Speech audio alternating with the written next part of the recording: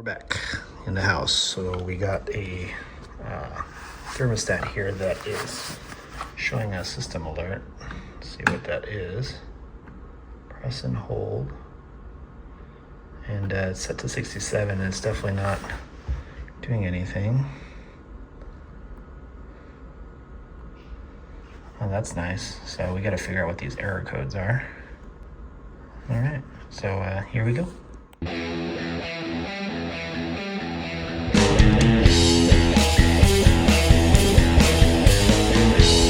So the filter is pretty dirty, so we'll go ahead and change that out.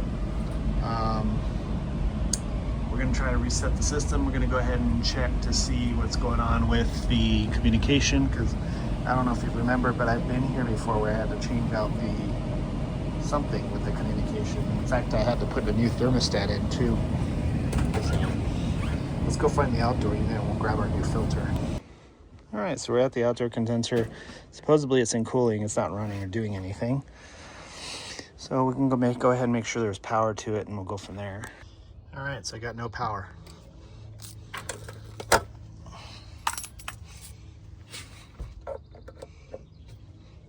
No voltage.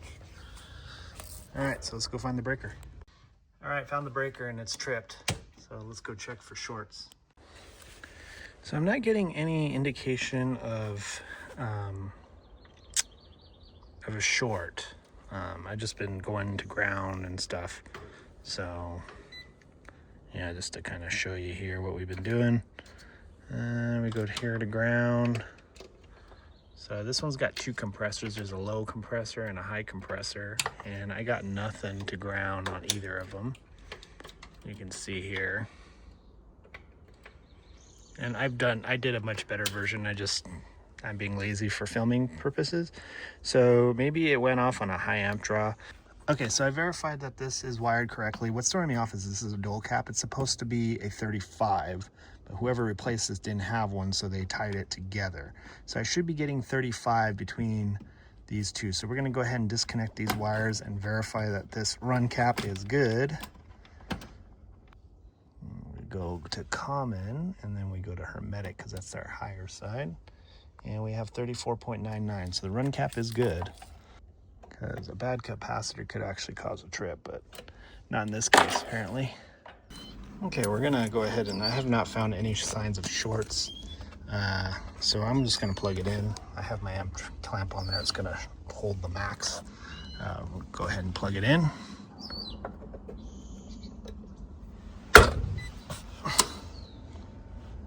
Okay, didn't immediately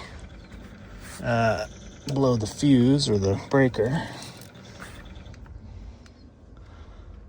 Make sure our voltage is where it should be. Oh, I need to turn off the max. So we are at 1.71 amps on startup. So, make sure our voltage is good. Yep, 240.5. And it's gonna be the same up here. Okay. So we should be getting communication now.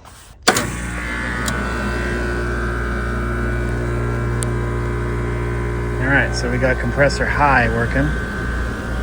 Okay, so the unit kicked on. We're at 15 amps. Seems to be okay.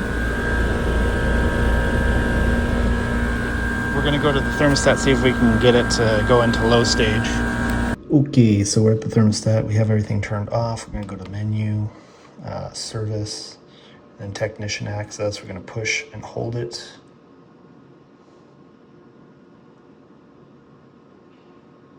Okay, proceed, and test mode.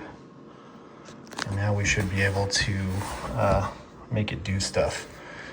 So we saw that the high stage cooling was working fine.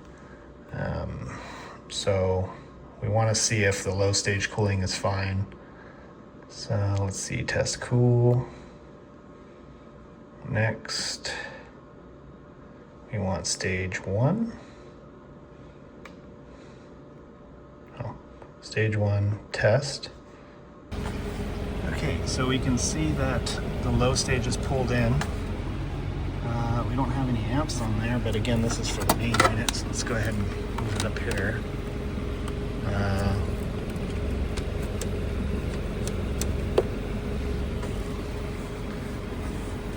Looks like compressor 1 is dead. Oh, you hear it? It's trying. That's probably what tripped the breaker. So it's locked up. Now I do see that there is a hard start kit on this. It's possible that maybe it's not working because look at it, it's all messed up. It's cracked. All right, so we know compressor 2 works, but compressor 1's not starting up, and that's probably what's causing the breaker to pop. So let's go ahead and turn this off, and then we're gonna look at that hard start kit. Okay, so we're just gonna go ahead and put stage 2 on. Okay, so stage 2 is working fine. So stage 1 is the one that's having the issue getting started.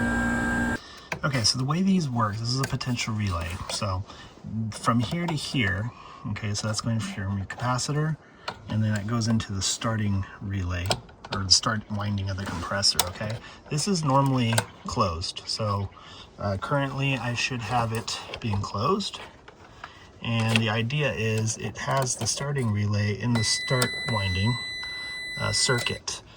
Once the compressor ramps up enough, it's going to energize this coil, which is going to pop it open.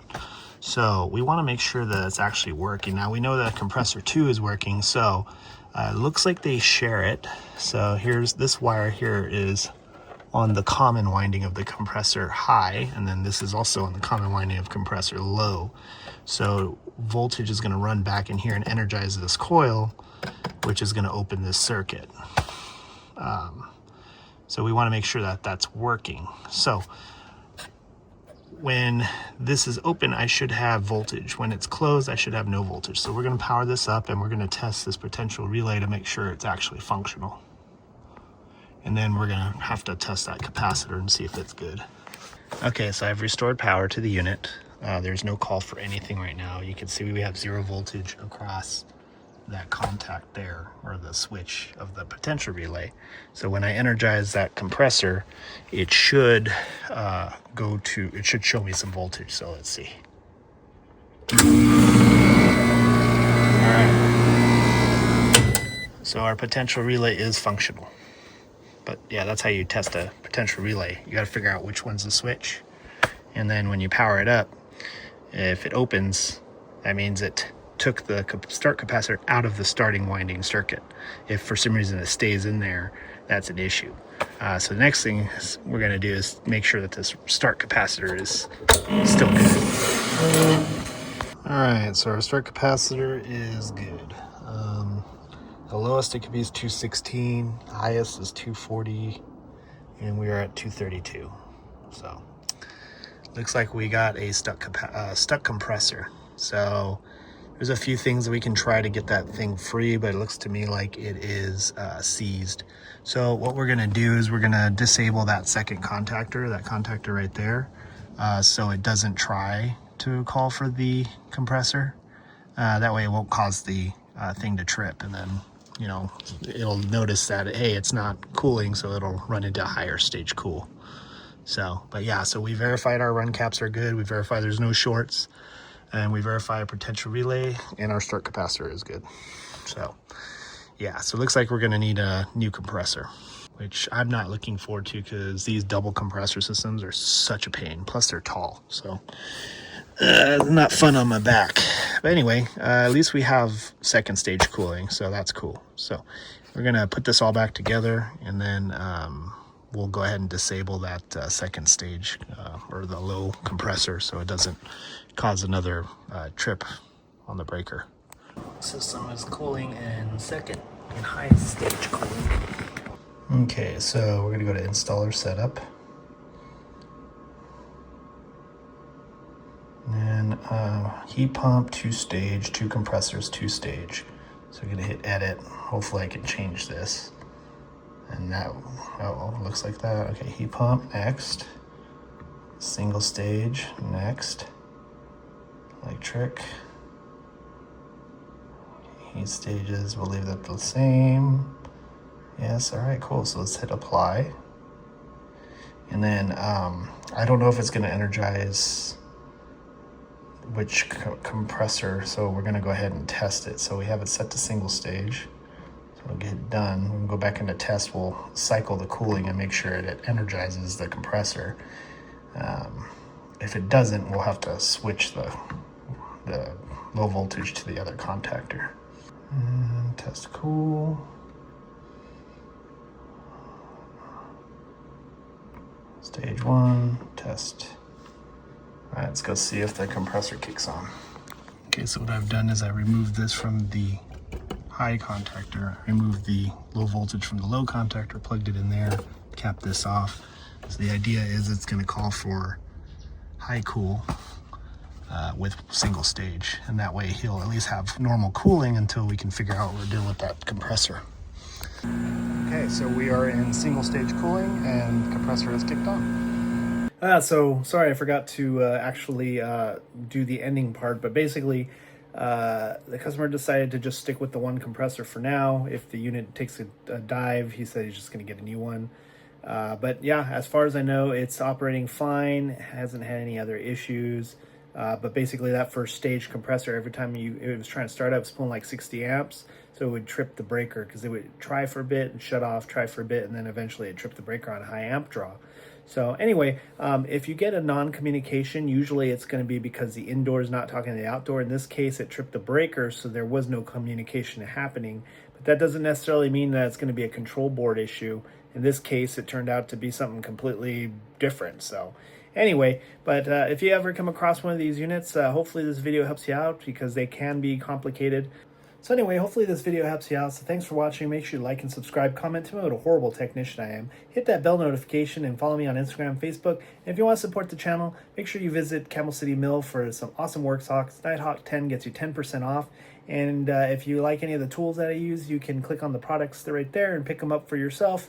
And that helps the channel continue growing. So thanks for watching. We'll see you on the next one.